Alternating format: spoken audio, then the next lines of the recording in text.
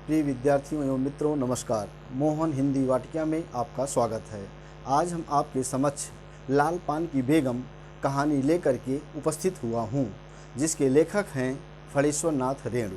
फणीश्वर नाथ रेणु एक आंचलिक उपन्यासकार हैं, जिन्होंने लाल पान की बेगम नामक ग्रामीण कहानी को बड़े ही अच्छे ढंग से लिखा है। लाल पान की बेगम कहानी नारी के सशक्तिकरण को केंद्र में रखकर लिखी गई है। यह कहानी नारी के आत्मसम्मान, स्वाभिमान को जग जाहिर करने वाली कहानी है। इस कहानी में ग्रामीण परिवेश की महिलाओं की आपस में बातचीत, नोकझोंक का बड़ा ही सजीव एवं मार्मिक चित्रण हुआ है। इस कहानी के माध्यम से फणीश्वर नाथ रेणु जी ने यह दिखाने का प्रयास किया है कि भारतीय नारी जहाँ एक क्षण नाराज हो जाती हैं, वहीं दूसरे क्षण और खुश भी हो जाती हैं। इस कहानी में पति पत्नी के खट्टे मीठे नोक झोंक का बड़ा ही सजीव चित्रण हुआ है।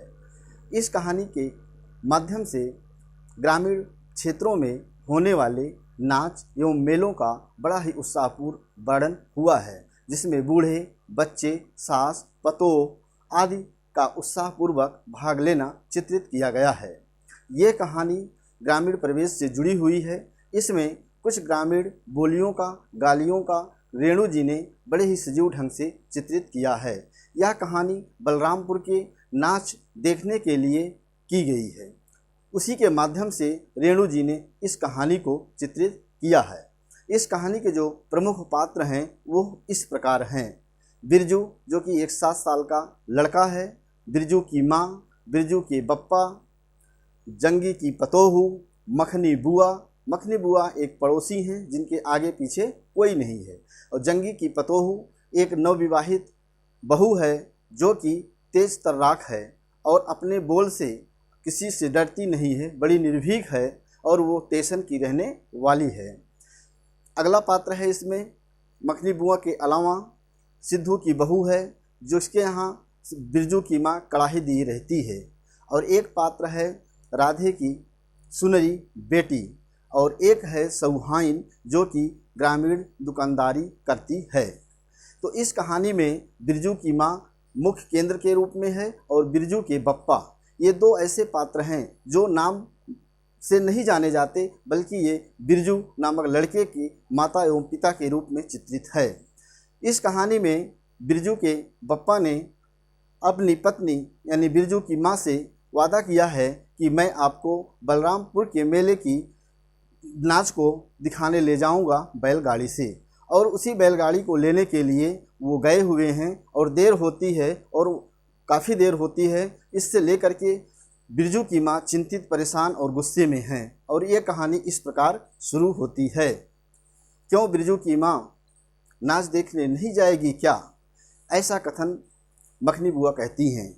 और उधर बिरजू जो है शकरगंद के लिए जिद किया हुआ है और तमाचे खा करके वो ज़मीन पर लौट रहा है। बागड़ नामक बकरा है जिसको कुकुरमाछी लगी हुई है और वो उठक पटक कर रहा है। इस प्रकार से ऐसे वातावरण में बिरजू की जो माँ हैं वो काफ़ी चिंतित हैं, और वहाँ उनके जो पति हैं, उनके जो बिरजू के बप्पा हैं, वो गाड़ी लेके अभी नहीं आए हैं। इसी बीच मखनी बुआ पूछ लेती हैं, क्यों बिरजू की माँ नाच देखने नहीं जाएगी क्या? इतना सुनते ही बिरजू की माँ को गुस्सा आ जाता है और वो व्यंग रूप में कहती हैं, जिसके आगे नाथ न पनहिया हो, आगे नाथ न पीछे पगहिया हो, वो ही सोचे। अर्थात वो व्यंग के रूप में बिरजू की माँ जो है करती हैं मखनी बुआ को, क्योंकि मखनी बुआ के आगे पीछे कोई नहीं है। इस तरह से मखनी बुआ जो है आगे नाथ न पीछे पगहिया की बात को सुन करके गुस्से में हो जाती हैं और बड़बड़ाते हुए नीम के पेड़ के पास चली जाती हैं, जहाँ पानी भरने पनहारियाँ यानी कुछ औरतें आती रहती हैं मटका लेकर के। उसमें जंगी की बहू भी रहती है, और अपनी बात मखनी बुआ उन महिलाओं से कहती हैं कि देखो ना बिरजू की माँ कैसे बोलती है, उसके 4-5 मन पाट का पैसा क्या आ गया? पाट मतलब पटसन का, जूट का खेती। 4-5 मन पाट का पैसा आ गया, उसके पांव धरती पर नहीं पड़ रहे हैं। उस तरह से महिलाओं को उलाहना दे करके अपनी बात रखती है। जो पनघट की पनहरियाँ हैं, पानी भरने वाली हैं, वो कहती हैं कि बिरजू की माँ ने तो सर्वे सेटलमेंट के हाकिम को कुछ पैसे दे करके आप भी 2-4 बीघे ज़मीन लिखवा लेती तो धनहर का पर्चा कट जाता, यानी धनहर की खेती करने का पर्चा कट जाता। इस प्रकार जंगी की बहू जो एक निर्भीक महिला है वो मखनी बुआ को कहती है और वो बिरजू की माँ से नहीं डरती है। और उस मोहल्ले में बिरजू की माँ के अलावा जो भी सासें हैं सबसे जंगी बहू की मुठभेड़ हो चुकी है, यानी सबसे वो लड़ चुकी है। अभी आए हुए उसको मात्र 3 ही 4 महीने हुए शादी के हुए, लेकिन वो सबसे लड़ाई झगड़ा कर लेती है। इधर बिरजू की माँ अपनी बिटिया जो कि चंपिया है, एक मुख्य पात्र है बिरजू की बहन चंपिया। चंपिया जो है चौहान के यहाँ गुड़ लेने गई है, चूँकि गुड़ की मीठी रोटी बनेगी जिसको लेकर के ये लोग बलरामपुर के मेले में नाच देखने जाएंगे। काफ़ी समय से बिरजू की बहन चंपिया वापस नहीं आती है, तो उसका सहारा लेकर के इधर जंगी की पतोहू को व्यंग करते हुए बिरजू की माँ कहती है कि आजकल तो बाइस्कोप का गीत गाने वाली पतुरिया पतोहू आ गई हैं। ऐसा व्यंग बोलती है जंगी की बहू के लिए बिरजू की माँ। इस बात को सुन करके जंगी की बहू जो है वो थोड़ा सा मटक करके और तुगमियाज में बोलती है, चल ना दीदिया चल, इस गांव में तो लाल पान की बेगम बसती हैं। ऐसा जंगी की बहू कहती है बिरजू की माँ के लिए कि लाल पान की बेगम बसती हैं। आगे वार्तालाप होती ही रहती है। उधर जो चौहान के यहाँ चंपिया जो है गुड़ लेने गई है वो आ जाती है और उसको डांटते हुए बिरजू की माँ कहती हैं, क्यों तुमने इतना देर क्यों कर दिया। वो कहती है, क्या करें चौहान ने सौदा नहीं दिया। बिरजू की माँ बोलती है, क्या चौहान के यहाँ मोती झरते हैं क्या जो देर हो जाती है। इस तरह से बिरजू की माँ अपनी बेटी को गाली देती है कि हरजाई कहीं की तुम्हारी चाल ढाल बिगड़ गई है। इस तरह का चित्रण ग्रामीण परिवेश की गालियों का इसमें इन्होंने वर्णन किया है। उधर बिरजू के बप्पा बैलगाड़ी लाने में उनको देर हो जाती है और वो आ नहीं पाते हैं और इधर जो है ये लोग चिंतित रहते हैं। शकरकंद के उबले हुए को छीलने के लिए बिरजू की माँ चंपिया से कहती है कि शकरकंद को छील लो। बिरजू की माँ चिंतित है कि मैं काफ़ी दिनों पहले ही लोगों को मोहल्लों में कह चुकी हूँ कि मैं बलरामपुर की नाच देखने बैलगाड़ी से जाऊँगी, और लेकिन आज मेरा लोग उपहास उड़ाएंगे। इस बात को लेकर वो चिंतित रहती है। इधर जो है कोयरानी टोले से बैलगाड़ी न मिलने से वो बहुत चिंतित हो जाती है। चंपिया कहती है कि बप्पा ने कहा है कि कोयरानी टोले में गाड़ी नहीं मिली, मैं मलदहिया टोली में मियाँ जान की गाड़ी लेने जा रहा हूँ। ऐसी बातें सुन करके बिरजू की माँ परेशान हो जाती हैं, गुस्से में हो जाती हैं और अपनी बिटिया चंपिया से कहती हैं, क्यों शकरकंद मत छील, छोड़ दे, ये नाच दिखाने ले जाएगा मुझे।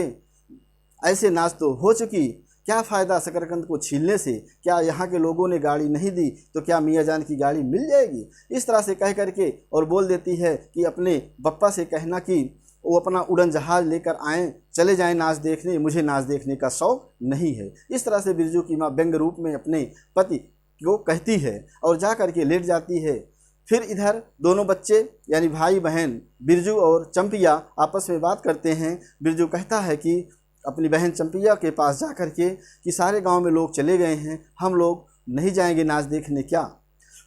इस तरह से बिरजू जो है वहाँ पे एक जिन बाबा रहते हैं पेड़ पे, उनको एक बैगन कबूल करता है। यानी जिन बाबा से मन्नत मांगता है बिरजू कि मैं आपको एक बैगन चढ़ाऊंगा यदि बाप्पा जो है मेरे बैलगाड़ी लेके चले आएंगे। इधर आपस में लोग बातचीत करते रहते हैं, चिंतित रहती है बिरजू की माँ। उधर जो है बिरजू के बप्पा जो है बैलगाड़ी लेकर के आते हैं। बैलगाड़ी लेके आते हैं, घंटी बजती रहती है गले में बैलों की। बिरजू की माँ कहती हैं, देख चंपिया, बिरजू शायद अपना बैल आ रहा है क्या। ये लोग टाटी से जा कर के मुकाने से झांकते हैं और देखते हैं कि सचमुच की बैलगाड़ी लेकर के आ रहे हैं। इधर जो है सब कुछ तैयारियां शुरू हो जाती हैं। बप्पा के आने के बाद बिरजू की माँ से थोड़ा बातचीत होती, बहस होती है, लेकिन माहौल ठीक हो जाता है, सामंजस्य बैठ जाता है और यहाँ पे नाच देखने की तैयारियां शुरू हो जाती हैं। मीठी पूड़ी बनने लगती, शकरकंद को फोड़ करके तला जाता है, भूना जाता है। इस तरह से मखनी बुआ को बुलाती हैं। मखनी बुआ आकर के रोटी बनाती हैं, मीठी रोटी बनाती हैं और जो है आगे कहानी बढ़ती है और सब लोग तैयार हो करके बैलगाड़ी लेकर के जंगी के घर के पिछवाड़े से जाते हैं। अचानक गाड़ी रुकती है जंगी की पतोहू के लिए, तो बिरजू के बप्पा कहते हैं क्यों जंगी की बहू गई नहीं क्या? तो उधर से उत्तर मिलता अभी नहीं गई।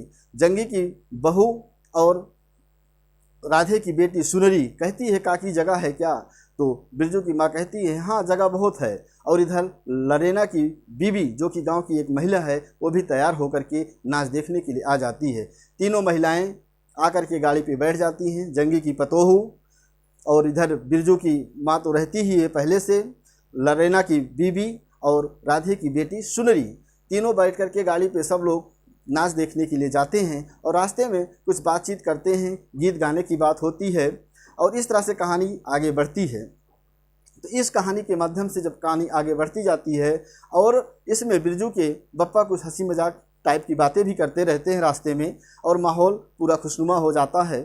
इस तरह से जब कहानी आगे बढ़ती है तो बिरजू की जो माँ हैं वो कहती हैं कि जंगी की बहू की तरफ देखते हुए कि कितनी प्यारी पतोहू है। जो पतोहू यानी जो जंगी की बहू इनके ऊपर कमेंट की थी कि लाल पान की बेगम है, उस समय तो बिरजू की माँ गुस्से में हो गई थी, लेकिन आज खुश है कि जंगी की बहू ने सही कहा था कि लाल पान की मैं बेगम हूँ। हाँ मैं बेगम हूँ। और लाल साड़ी किनारी झिलमिल पहने हुए, माथे में टीका चांद का लगाए हुए आज बड़ी खुश नसीब खुश नज़र आ रही है और वो कुछ से उसे गिलवा शिकायत नहीं है। तो इस कहानी में ये दिखाने का प्रयास किया गया है कि जो भारतीय महिलाएं होती हैं अब सबको सामंजस्य में लेके चलती हैं, ग्रामीण परिवेश को ले चलती हैं। जहाँ एक तरफ वो नाराज़ हो जाती हैं, दूसरी तरफ वो मान भी जाती हैं। जैसे कि मखनी बुआ से आपस में बातचीत होती है बिरजू की माँ के, लेकिन वही मखनी बुआ को पुनः बुला करके वो मीठी रोटी बनवाती हैं। जहाँ जंगू की पतोहू को कमेंट करती हैं कि पतोहू पतुरिया आई हैं, वहीं दूसरी तरफ एक क्षण के लिए भूल करके वो बैलगाड़ी में बिरजू जंगी की बहू को वो बैठा करके ले जाती हैं अब नाच दिखाने। इस तरह से फरेश्वर रेणु जी ने इस कहानी में नारी के सशक्तिकरण, नारी के आत्मसम्मान को बड़े ही सजीव ढंग से चित्रित किया है और ग्रामीण बोलियों का, ग्रामीण परिवेश का, आपस में नोकझोंक, पति पत्नी के मीठे बातचीतों का बड़ा ही मार्मिक, बड़ा ही सजीव चित्रण किया है। मित्रों, इस कहानी को हम आज यहीं समाप्त करते हैं। यदि आपको ये कहानी अच्छी लगे तो लाइक करिए, सब्सक्राइब करिए, शेयर करिए। धन्यवाद।